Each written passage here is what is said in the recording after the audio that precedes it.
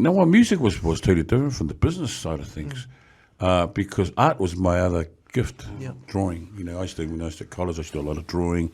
I used to do patches back in the day, the stormtroopers and the black power and the headhunters. So I used to do all the patches, give it to my friends and all that sort of stuff.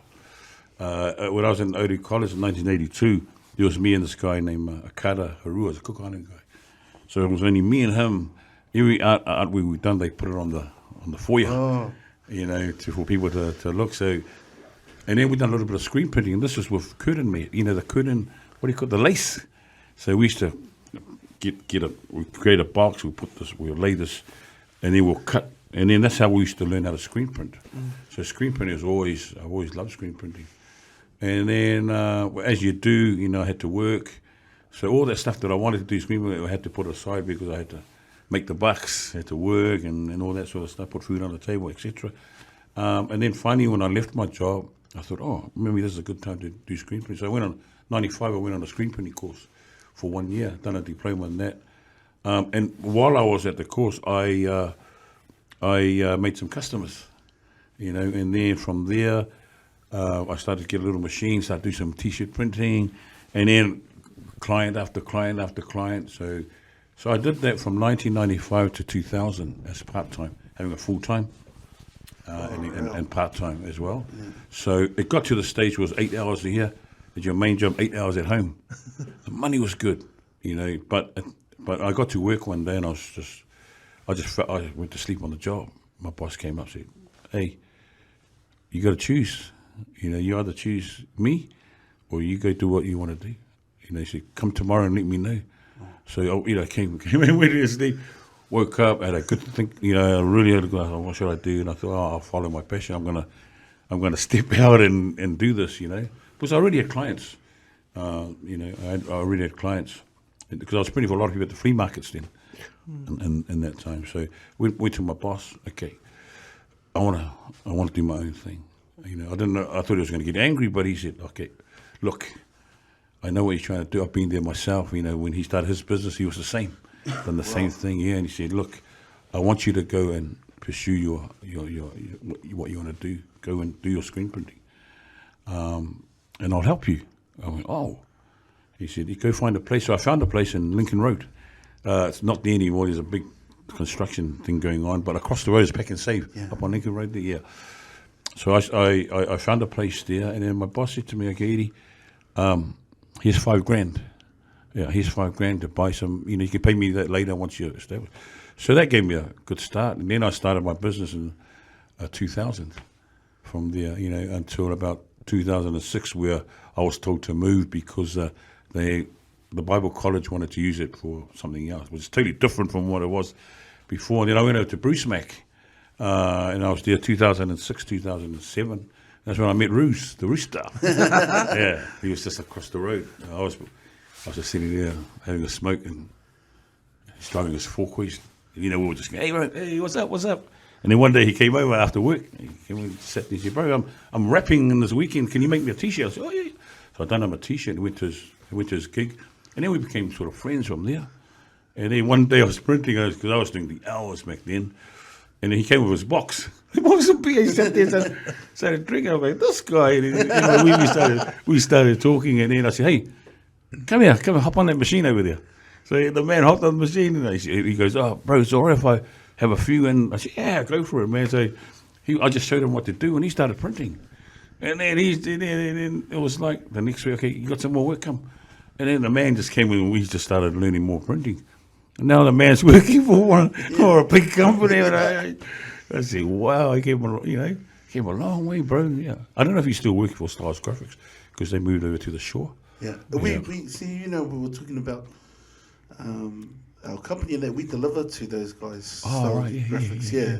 So, it's out of it. With the stuff that we have to drop off, it's for the big banners and stuff like that. We've been taking over to them too. So, yes. Such a small world, Yeah.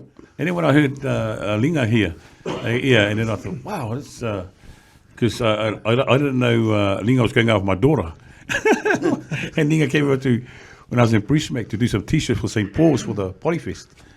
So I met Linga, and then my daughter said, Dad, can you just show him doing some printing and yeah. So Linga came on, done some work. Now the man's on his feet now, doing this thing. So he came in through the... Yeah, it came through that. Yeah. And not only them, but there's a lot of other guys. Because I used to do a program called Gateway for the schools.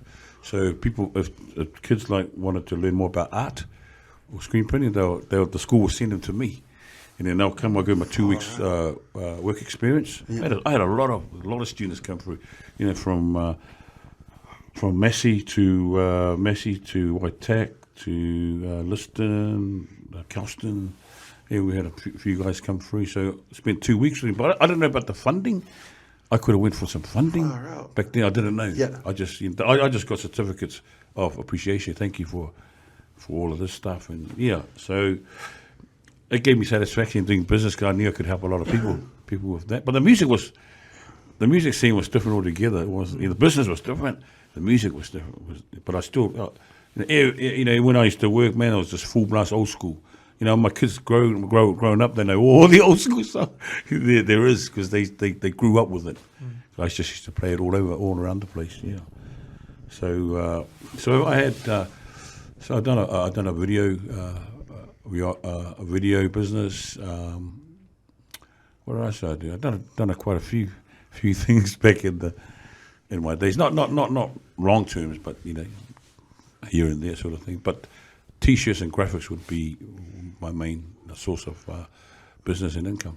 That's an amazing story, because you would have had, you're a father, and you would have had your kids, and you're putting bread on the table, and then for a boss, for you to make that decision, because a lot of people, they always, they grow, they get older and they go, man, I wish I'd just followed my dream, or and they have the, man, I wish this and that, but you actually done it, and that's crazy.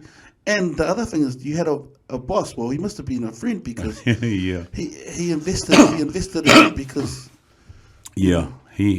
Grant O'Sullivan's his name, Palangi. Yeah, he came from right down and worked his way up, and could never forget him.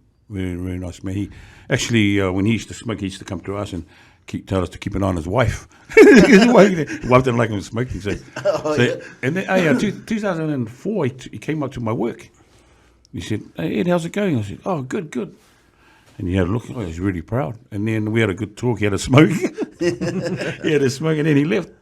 And he turned around to me and said, "Ed, remember that $5,000 you owe me?" I said, "Yes, don't worry about it." Oh, wow. Yeah, he passed away as well. Yeah.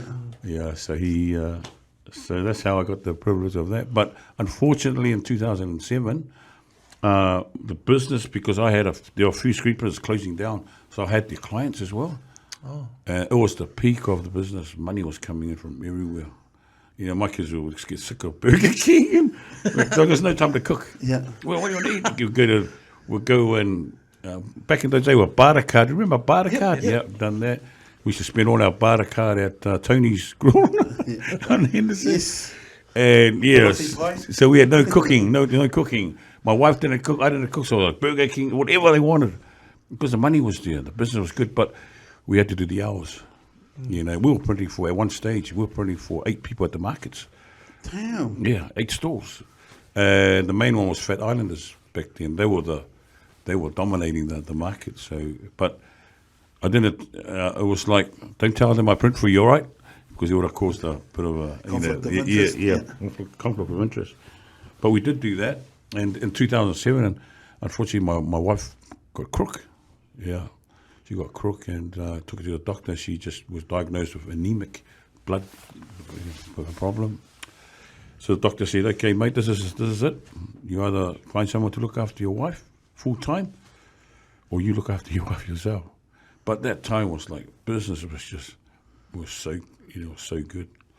And then it wasn't hard to work out. And I said to myself, "No, I'll stay look after my wife." So then I found someone to take over, a Filipino friend of mine. So he sort of took over, and then I had to send the boys, like Selinga and Rouge, to Styles Graphics. And then that's how they started forming a team there. And then while I was winding down, I took some of my stuff home when I was living here in Kelston. So I was still doing you know, I was still doing the old cash job and all that sort of stuff. Yeah, that's when that came to an end. And when my business came to an end, it was sad. It was sad in a way, but I'm sure I did the right. I made the right choice. And I was looking after my wife for 6 years.